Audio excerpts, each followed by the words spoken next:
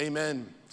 Hey, have you ever had a moment of just pure, raw, unadulterated heroism? Anybody ever have this moment in your life? I had one last summer. I've been dying to tell you the story. I was out doing manly stuff in my front yard. I was pressure washing my driveway like a man. And I had reached that point. You know, in Florida, it's always hot, but in some days it's just like too hot. And so I'm gonna be honest, I had no shirt on. Don't think about it, but I had no shirt on. I was glistening. Anytime a car would drive by, I would just flex a little bit for it, you know. And as I was doing this, I encountered one of my greatest fears in life. A snake slithered right in front of me. And in a moment of fear, I didn't think to myself, I literally have a pressure washing gun in my hand. I could have blasted that guy straight to the pits of hell where it came from. But I panicked. I'm gonna be honest, I hate snakes. I hate snakes. Some people like snakes. You should see a therapist. I hate snakes. Hate them. And a snake slithered in front of me, and I've already got a lot going through my mind. When I was a kid, I was an idiot, and I was pressure washing my driveway, and I pressure washed right up where the concrete meets the grass, and the dirt and grass just shot all up over me. So being the idiot teenager I was, I thought to myself, I've got a water hose in my hand, I'll just wash my foot off. I blew a Y-shaped chunk out of my big toe, about 1 inch. You wanna see a picture? I don't have a picture because it's disgusting. Bunch of psychopaths. So I'm already like on edge because I never know what I'm gonna do with this weapon in my hands, and a snake slithers by me and it goes into the bushes over by where my water hose spigot is. And I think to myself, all right, I've scared it off, it's no big deal. Well, then I finish pressure washing and I have this dilemma. I have to turn the water off, but 15 minutes before I saw a demonic snake slither into the bush. So I gathered up all my courage because I'm a real man. I walked over, leaned as far as I possibly could, turned the hose off, and I kid you not, this happened just like this. As soon as I do it, I scared the snake, and it slithered back out in front of my driveway, but my garage door was open. And my wife's van was in the garage, and it slithered under the van. And in a moment, this whole thought flashed through my mind. Well, it lives with us now. But if I ever want my wife to come near me again, I have to get it out. Like, she will never rest. She will never sleep if there is a snake in our garage. And because I had been pressure washing, I had this like broom that's more like a scrub brush. And I don't know what came over me. You need to remember, I hate snakes. But in a moment of pure, unadulterated heroism, sweat glistening off of me, I reached under the van and swept as hard as I could, and the snake, it spun several times and flew out of the garage, and it took off, and I was so proud of myself. To God be the glory, right? To God. I go in my house, and I am so pumped. Like, I've never done drugs, I just assume that's what it feels like. Got veins popping out of my body. I'm like, oh, you won't believe this. I go inside and I tell Liz, and she's like, cool. What do you mean, cool? Like, this is a moment. And I thought to myself, you know what? This is the reason we have a camera in our driveway. And so I pull my camera app up, and I'm like, we're gonna watch this, and you are gonna fall head over heels for me right now. Kid you not. I open the camera app, and when I pull it up, this camera, because it's outside, it's kind of far from our Wi-Fi, so sometimes it loses signal. And I had hours of footage. Then there was a 5-minute gap where my heroism died a slow, miserable death. It wasn't there. I had no way to prove it other than my story. To this day, I'm not sure Liz believes me, but it was my moments. Okay. Why, in some moments, can we push fear aside? Why is it that in some moments we can push fear aside and step into a moment with heroic acts of courage? Why is this? Last weekend was the 22nd anniversary of September 11th. And so because of that, there's always documentaries that pop up online and on TV. What is it that causes people to run into buildings that are on fire? Well, what is it that causes people to risk their lives to save someone in distress? Why will people run into a building that's on fire to save a baby? Why do police officers put themselves in the line of fire knowing that they may not be able to come home again? Why do these things happen? Let me say this to you. I've studied this before, and that really doesn't have anything to do with courage. It has to do with selflessness. Heroism is not about you. Heroism is putting the needs of others ahead of yourself, and I want you to get this. It's actually having what we would call a priority. A priority simply means that before something happens, I've decided what I'm going to do if it happens. If I see a need and someone's life is on the line, I run into the mess. If I see a problem, I'm going to step in to fix it. Why? Because before the decision needs to be made, I've already made the decision. Are you with me on this? I want you to hold on to that, because today I'm going to invite you to step into a life of heroism. I'm going to invite you to step into a life of nobility, because as of today, you're going to have to decide what are you going to stand for when you're asked to bow. The question we're asking in the series is, how do you live a godly life when culture shifts? And here's the thing, culture shifts all around us. We are one decision from the Supreme Court away from culture being different. We are one executive order from a president being away from a different culture. We are one attack on foreign soil away. Like, our whole world could change. Another pandemic could sweep the globe. Anything can change overnight. We are one moment away from culture shifting. And to be honest, if you just look back over the last few decades, culture is continually shifting. So the question we're asking is, how do we live a godly life when culture shifts? A couple years ago, I was doing research for a doctoral project. And I came across some interesting research from an organization called Pew Research. And here's what they said. In the 193 countries around the world, 173 of the countries are experiencing what I would call a modern day revival. And what it means is, in 173 out of the 193 countries in the world, the rate of people making a decision to follow Jesus is outpacing the growth of the country. It's amazing. All over the world, more people are deciding to become Christians and followers of Jesus than are even being born. And that shouldn't be a reason for us to applaud. But before you applaud, let me say this to you. The problem is, in the 173, America's not one of them.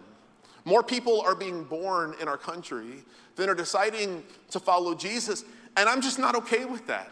Like, that can't happen on our watch. You and I, when we know something, we either turn a blind eye to it or we determine that we are responsible for it. And I just want to say, as Christians here in our city, as Christians who represent the greater population of our country, we cannot stand for this. Something must be done. So here's the choice you have.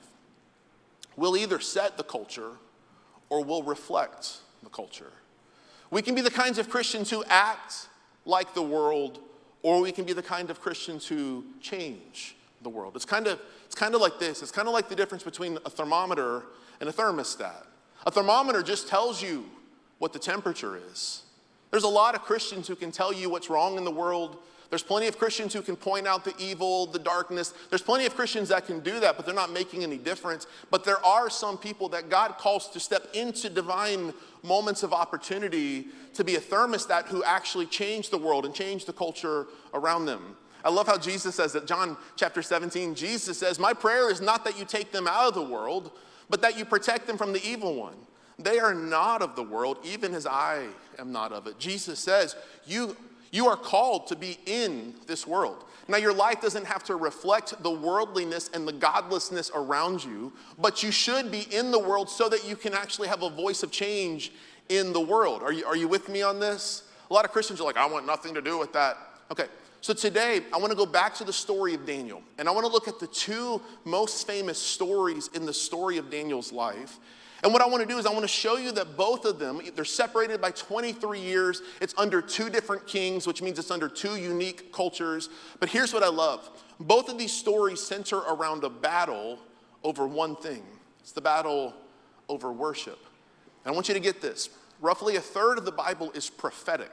Prophetic can mean two things. It can mean telling the future, kind of telling what is to come. That's what we think of in prophecy. Prophetic can also mean determining with clarity that which is right and which is wrong. It is having a black and white view set of the world. And a third of Scripture is prophetic. A lot of the book of Daniel is prophetic. And I think it is to give us a picture of what happened so that we can learn what can and will continue to happen in the world. I want you to see this. There is a battle happening around us for our worship. I'm going to show it to you 2 places in the book of Daniel, then I'll talk about what it means for us. Daniel chapter 3 says this. King Nebuchadnezzar, this is an evil, wicked king, he made an image of gold, 60 cubits high and 6 cubits wide. So it's a 10-to-1 size ratio.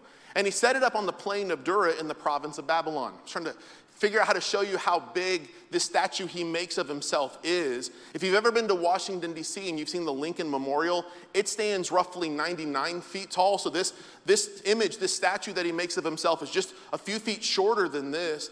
And it has the aspect ratio of the Washington Monument, which is about a 10-to-1 ratio. So it's not quite as tall as this. So imagine 90 feet tall, but only 9 feet wide. But it's this huge, big statue of himself.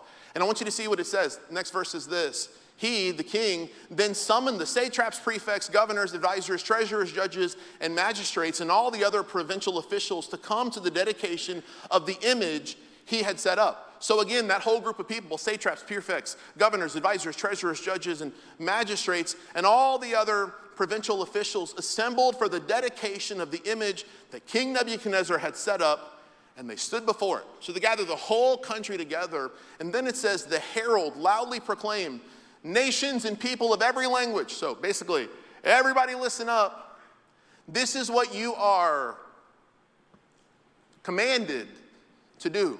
In other words, you have no choice after what I tell you. This is what you are commanded to do. As soon as you hear the sound of the horn, the flute, the zither, we could use some more zither up in this place. It's a guitar.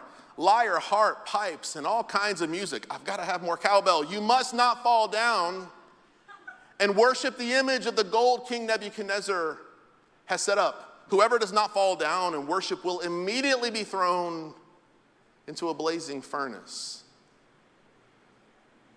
The king's official stands in front of everyone and says, this is an idol. This is something that you will worship. He is more than a man. He is a God. So when you hear the music, when that zither starts to ziv, whenever that happens, you are to bow and you are to worship. And I want you to get this. And he says, and if you don't, we will throw you into an oven fire. What does he use to motivate?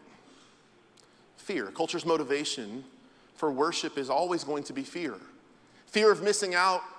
Fear of if you don't do this, you're going to have a punishment. If you don't do this, you're not going to experience life to the fullest. If you don't sleep with me, I'm not going to stay with you. Like, culture's motivation for worship is always going to be fear, and I need you to pay attention to this because you have to make a decision in advance. You have to pre-decide, predetermine. You have to have a decision made in advance prior to of what you will do when culture pushes fear on you. 23 years later, King Nebuchadnezzar is now gone. There's a new king named Darius. Darius is beloved by the people, and I want you to see this. Finally, these men said, we will never find any basis for charges against this man Daniel unless it has something to do with the law of his God. Here's what's happening in this story. They think to themselves, Daniel he's risen in power and prominence so much that if we don't do something to get rid of him, the king is going to keep promoting him and he'll be promoted above us.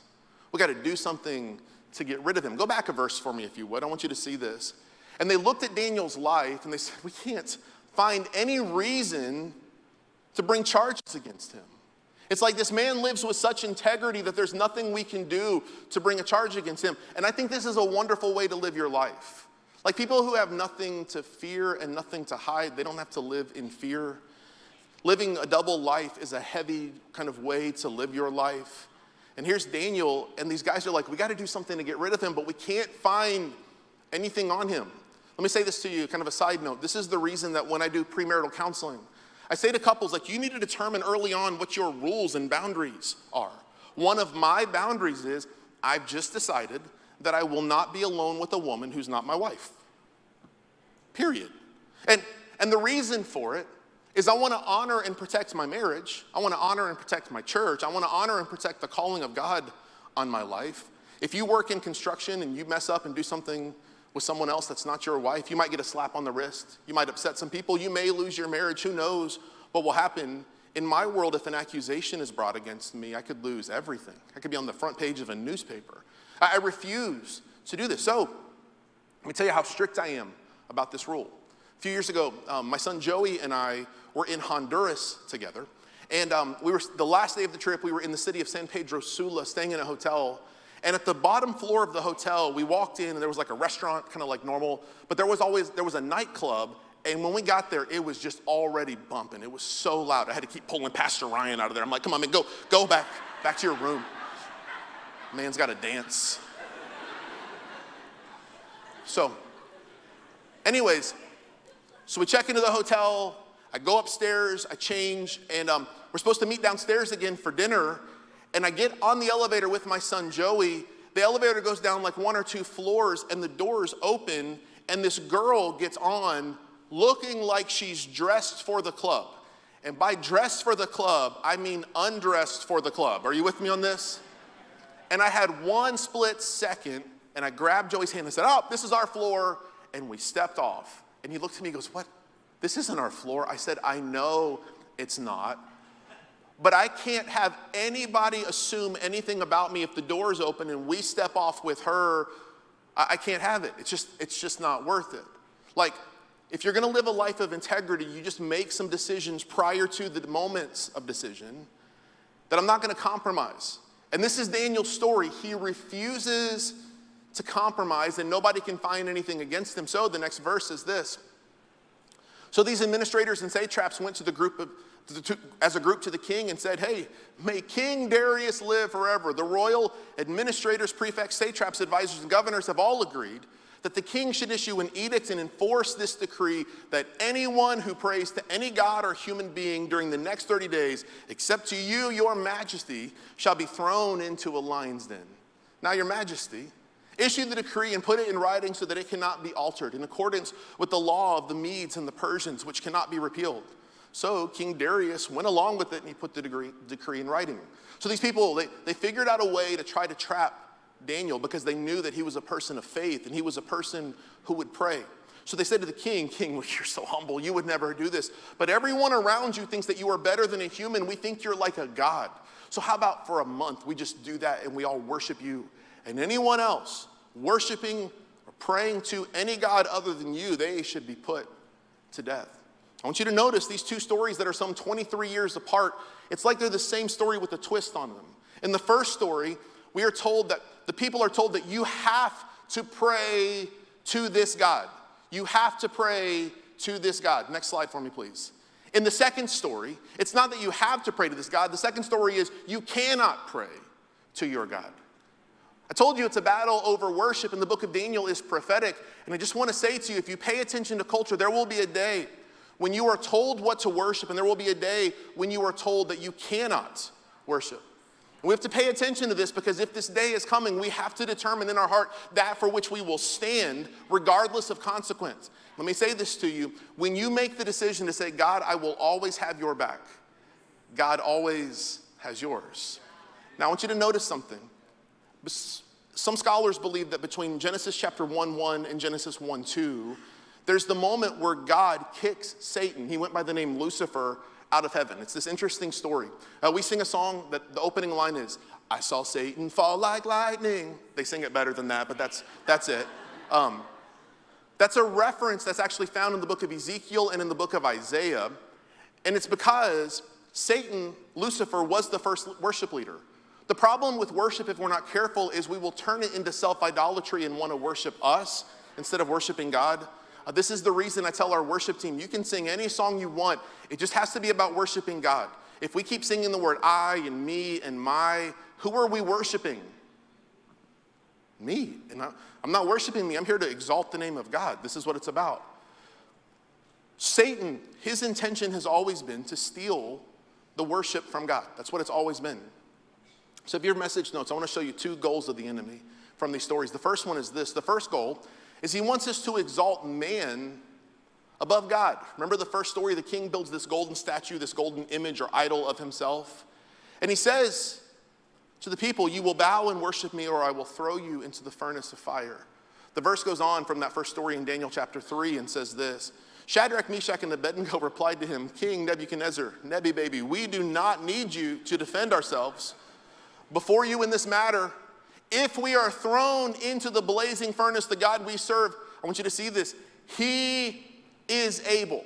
He's able to deliver us from it, and he will deliver us from your majesty's hand. And I want you to see the moxie in this next statement. But even if he does not, we want you to know, your majesty, that we will not serve your gods or worship the image of gold you have set up. Like, God's going to come through, and even if he doesn't, we refuse to bow. Prior to the moment where I have to make a decision, I'm deciding in my heart that I will not bow to anything or anyone other than my God. It's important. The second goal of the enemy is he wants us to exalt man above God, but then he also wants us to stop the worship of God. Why? Because worship for him was always about himself. He wanted it to be turned to him. Go back to the second story, Daniel chapter 6. It said, now when Daniel learned that the decree had been published, like you're not supposed to pray, he went home to his upstairs room where the windows were open towards Jerusalem, and 3 times a day he got down on his knees and he prayed. He gave thanks to his God just as he had done before. Then these men went as a group and found Daniel praying, asking God for help. So they went to the king and spoke to him about this royal decree. And they go to him like real sneaky, like, King, this is crazy. Didn't you publish a decree that during the next 30 days, anyone who prays to any god or human being except you, your majesty, would be thrown into the lion's den? Like, that was your idea, right? That was a good idea. The king answered, well, the decree stands in accordance with the law of the Medes and Persians, which cannot be repealed. And he finds out that it was about Daniel the whole time. He had grown an affection and an affinity towards Daniel, and it broke his heart. But the law of the Medes and Persians could not be repealed, so they throw Daniel into the den of lions. Now, I want you to know the end of both stories. In Daniel chapter 3, he throws Shadrach, Meshach, and Abednego into this furnace of fire. And God has their back. They come out not burned, not singed, not smelling of smoke. They come out untouched. And when the king looked in, he said, I threw 3 men in, but I feel like I see a 4th person, and it looks like the Son of God. Like, this powerful moment. He pulls them out and turns the people towards God. Why? Because in a moment, 3 men decided that I will not bow under pressure, but I will stand for my God. In the second story, Daniel is thrown into a den of lions for what he's done. The king Darius, he's so upset, he doesn't sleep a wink. The next morning, he goes to this den of lions, open it up, and Daniel is sitting with the lions as if it's no big deal. They pull him out, and in the king's anger, he takes all those men who had conspired against Daniel, threw them into the lion's den, and they went all Mufasa all up on them, ate them all, right? Got them all. What happens? This is important for you to understand. When we stand for God, God has our back. But I want you to get this. In a culture that's going to compete for your worship, you have to answer the question, what has my worship? What has my worship? I want to end with this. Jesus is confronted with the question, what's the most important commandment? He says this in Mark 12, verse 30, love the Lord your God with 4 things. He's quoting Deuteronomy chapter 6. Love the Lord your God with all your heart, with all your soul, with all your mind, and with all your strength. What does it mean for us to worship or to love God in that way with all that we are? I want you to see this. The first one is this. To worship God with all of our heart and soul means that he gets my affection. He gets my affection. And I want you to see this. Each one of these has a question. The question of your heart and soul is, what do I love the most? Can I point something out funny to you? Like, nobody in this room loves football more than me. I love football. I'm a junkie for football. I can't wait. On Sunday afternoons, I get home, I sit down, and I don't move for about 7 straight hours. I love football. And can I tell you what I find so funny? Sometimes after like the game, in between the moments where they're going to commercial, they'll show the fans out in the stands. Can I tell you my favorite ones? It's like when they're playing in Buffalo, New York, it's -7 degrees, it's iced and snow everywhere, and there's the idiot out there, and he's got like no shirt on, body paint on, a wig on, some sort of weird hat, right? And I think to myself, those guys are the best. How cool is that, risking pneumonia and hypothermia for that. I love it, right? But then we celebrate that and we come to church where we're singing words of exaltation and adoration to the God who spoke the universe into existence. And we're like, I didn't really like that song that much. The person running the slides didn't change the slides fast enough. Couldn't sing.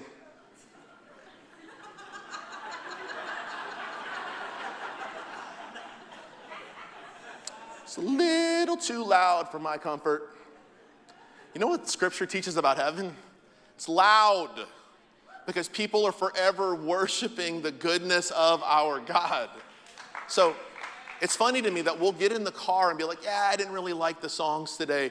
Newsflash, not worshiping you. It's never been about you. So the question is, what do I love the most? Listen, nothing wrong with loving other stuff. Love your sports team and love a good meal and love a walk on the beach. Love all those things. But who has the priority in your hearts? Second thing, Jesus said, love the Lord your God with all your heart and your soul and in your mind. Our mind is our attention. It's the things we think about. Here's the question, what do I think about the most? What do I think about the most? Why does this matter? What we think about is what we turn our lives towards. I love this quote. Our lives are always moving in the direction of our strongest thoughts. And so we'll think about all kinds of things. You can tell a lot about a person by what they think about. The person whose mind is consumed with lust and sexual thoughts, they will be driven by sexual thoughts. The person who's driven by success or achievement will always be thinking about how can I get ahead, take another step, how can I grow, get a raise, get a promotion. And nothing wrong with loving good things, but I want to say something to you. God should be at the top of your list. Like I think about some of David's words in the book of Psalms. God, your word I meditate on day and night. Like one of the things I teach people about reading the Bible is don't just read for information, read for transformation. I'd rather you not read 50 pages and not understand a single word of it. I'd rather you read one verse over and over and over. And throughout the day, just make conscious decisions to say, God, I'm turning my heart towards you. What did you mean by this? God, help me understand your words. God, thank you for your goodness, your kindness, your love, your grace. Just turn your attention, your mind, your thoughts towards him. Love the Lord your God, Jesus says, with all your heart and soul, your mind, and your strength. Strength is our abilities. It's our abilities. The question of strength is, what do I do the most? And I want you to get this. If you were to examine your time, what gets the most of your time? You have a job, you have school, there's time that's spent sleeping, there's some entertainment time, some recreation time, some eating time. Like all of us, if we could like pie chart out our time, we do lots of stuff. Almost every person in the room wishes there was more time to every day. One of the limitations on the human experience is we all live with the same amount of time every single day. The question that you should ask is, what am I doing with my limited minutes to make a difference in the lives of someone else? This is the reason I think serving is such a big deal. This is the reason, I'll say it again, if you've never gone to our Next Steps class, you need to go, because it's not just about joining a church, it's about finding a place to invest your lives that's connected to someone making a decision that affects their eternity. You want to redeem your time? You give your life to something that changes someone's tomorrow and changes their forever. What would it look like if all of us just made this decision that prior to culture shifting, we've set our priorities? That when culture, if the book of Daniel is prophetic, and if the goal of Satan is to get us to exalt man above God, if the goal of culture is to get us to stop worshiping our God, then if it's prophetic, it means it's going to happen again. And I just want to say to you one more time, you have to make a decision that before culture shifts, you know that which you will stand for. I'm going to ask you to bow your head and close your eyes all across this room. And I want you to take a moment to examine your own heart. Jesus said that you are to love the Lord your God with all your heart and soul. What has your affection? with all of your mind, what has your attention, and with all of your strength, what has your time, your schedule, your energy. So God, we ask you to give us courage today. In a culture that shifts rapidly and changes overnight, may we have the courage of Daniel, Shadrach, Meshach, and Abednego. That when culture shifts and changes, God, give us courage to step into those moments and to have our priorities straight. We refuse to bow to anything other than you. And God, if it happened in the past, I believe it'll happen again. Culture shifts all around us. May we never fall for the trappings of the enemy. May we never exalt man above God. May we never stop worshiping you.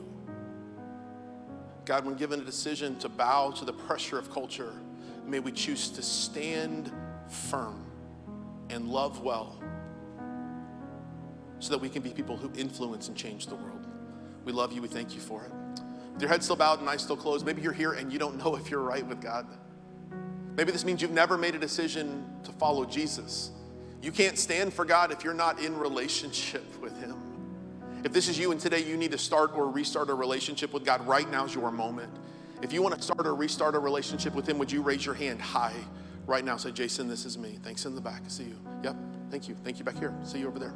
Thank you. Here's your moment. If this is you, would you pray this with me? Just say, Jesus, today I give you my life. I invite you to be the Lord of my life. Save me, change me, make me new from the inside out. Jesus, I believe you are the Son of God. I believe you came into this world, died in my place so that I could have my sins forgiven, so that I could be made right with you. So Jesus, today I give you my life. I invite you to be in charge. I'll follow you all the days of my life, and it is in your name, Jesus, that I pray. Amen, amen. Church, we just had people pray to make that decision. Come on, let's celebrate, everybody. That is so incredible.